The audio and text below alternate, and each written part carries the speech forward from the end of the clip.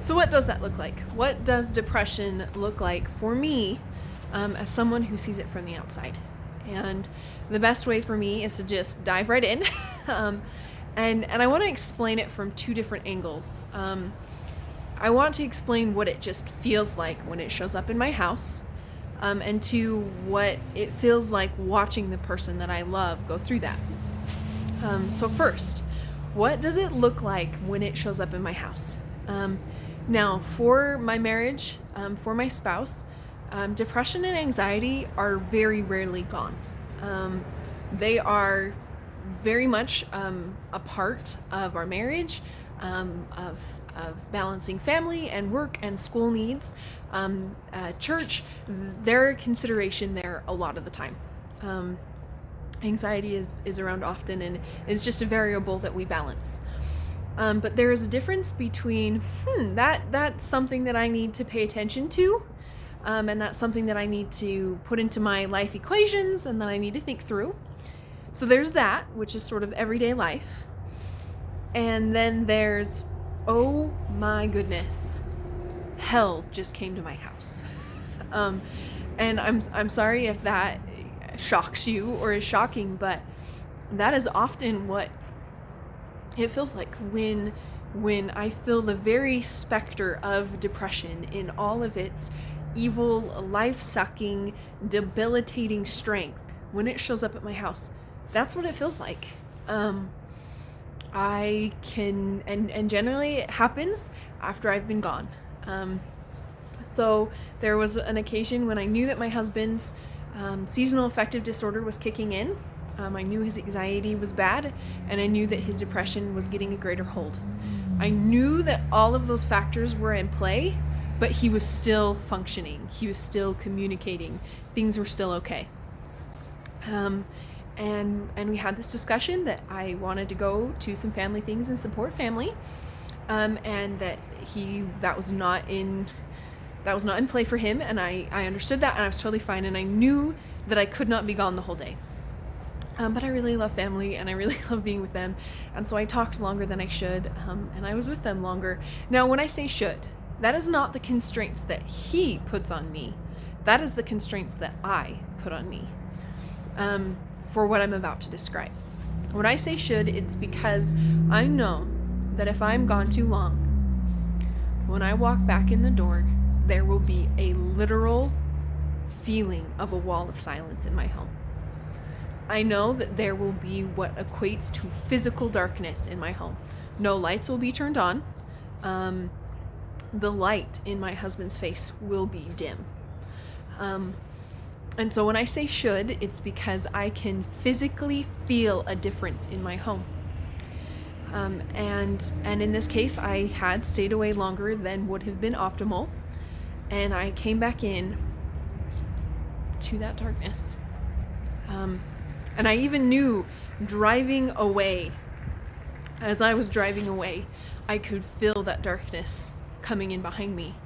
And for a long time, I have felt so powerless to fight that darkness. I felt like I was just an outsider looking in, because that's the other thing. So the first thing I was going to say, what does it feel like to me just as an outsider in this environment? A wall of silence. Things are very dark. Things are very quiet. And I feel very closed out and shut out.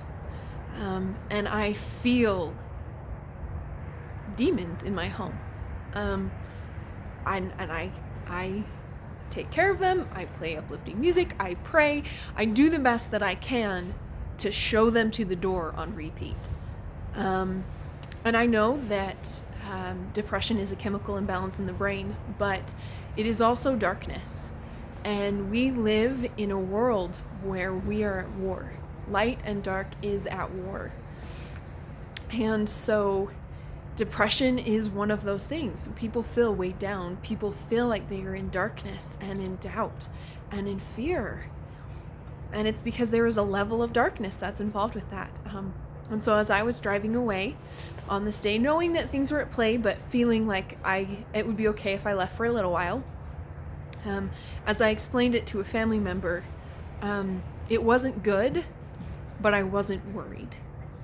I knew that things were not great, but I was not concerned about them deteriorating. But as I drove away, I just kind of felt like I had taken all the light with me, and that there was this darkness that had come in behind me. And in my mind, I just saw these mean and nasties going after my husband. And in that moment, I felt so powerless, and I felt so unable to help in any way, and I felt so unequal to the task of helping, because I felt like I had just left him vulnerable. And in that moment, I realized that I am a daughter of light, and that I claim light for myself and for my family. And because of our marriage, and because I live in that space, I claim stewardship over that space. And so I said a prayer that light would be in my home, and I closed my eyes, and I sent those evil little beings packing with light. And I reclaimed my power. And for me, that was so powerful to realize that I got a say. Me, myself, and I got to say, not in my space, not in my time, not after my husband. And to lay claim to that power. And so I would encourage you to, when things are feeling very heavy, this isn't a cure, because when I got home that day, this is the second part I was going to talk about, watching my husband go through that, and watching him feel that darkness, and watching him feel weighed down and feel like he wasn't good enough, and watching him feel overwhelmed. That is so hard as a wife to watch. That is so hard to watch as someone you love can't even form a complete sentence because they feel so heavy and disconnected and just disjointed. It literally hurts your heart to watch them that shut down. And it used to really hurt that when I would say I love you, I wouldn't hear it back. It would hurt trying to be there, all of the ways that I would use to fix it, to hug, words of positive affirmation, favorite food, a warm shower, all of the things that I use to help me feel better do not work for him. And so it is so hard to not be able to give that love and to give that support in the way that I would give that love and I would give that support. But I've learned that it's nothing personal. It's not on me. It's just supporting and loving and being there. And so I got home and I just sat there and I just was. I also might have fallen asleep because I was really tired. But there is power in just being there and holding space for that person, and that I didn't expect things to magically get better because I showed up. That's the other thing. Because we've talked about it. We've talked about how things are better when I'm there. And so I thought of it as sort of this switch that I would leave. And so the switch would get flipped. So it would be dark and not good and not uplifting and be really hard and a struggle. But then I thought that when I would walk back in the door, that the switch would flip back. And then me being there would just magically fix it. It doesn't. Because then it's a battle to get that light back. And it's a battle to claim that ground again. And so I've learned to not feel bad and to not get discouraged and not get angry about it, that it is a process of reinstituting lines of communication, of being positive and uplifting and inviting that light back in and that hope back in and that encouragement back in to dispel the darkness again. But I have to say, claiming that light for myself and really going to battle and not thinking that if I wasn't there, there wasn't anything I could do was very powerful for me, was very changing for me, because I realized that I don't leave my home defenseless. I don't leave any member of my family defenseless. I get to send prayers, I get to send love, I get to send hope, wherever is within my stewardship. And so I hope that maybe that isn't how you would describe depression. Maybe you wouldn't describe it as darkness. Maybe you wouldn't describe it as demons. Maybe you don't feel it. But I know for me, I can feel there's the stuff that's always there that takes some minor adjustments, and then there's the time when it descends, and that it really is much more of a battle and a war. And so I would just encourage you that you do have a voice in this, that you are an amazing asset in this, and that you are a great help.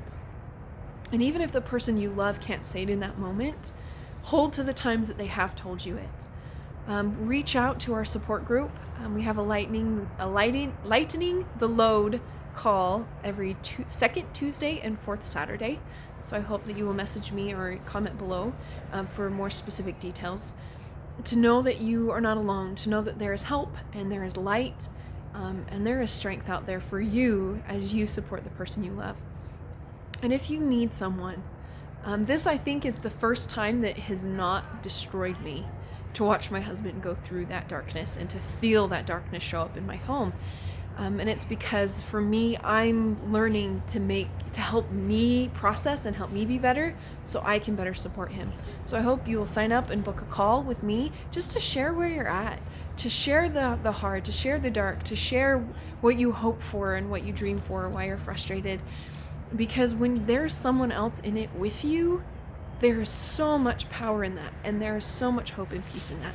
So I hope that you will reach out, because it's hard to do it alone. I didn't think that people understood, and so I tried doing it alone. And so I hope you'll reach out and you'll find your support groups. If you want to join ours, we'd love to have you. Reach out to me, Allison, at empoweringlowerlights.com. It'll be down below. Reach out and get the support that you need so that you can be the light to the person in your life, because our light matters and our light makes a difference. And so don't be afraid of it. Claim it and keep moving forward, because you have got this. Thank you for joining me in this journey, and I look forward to seeing you next time.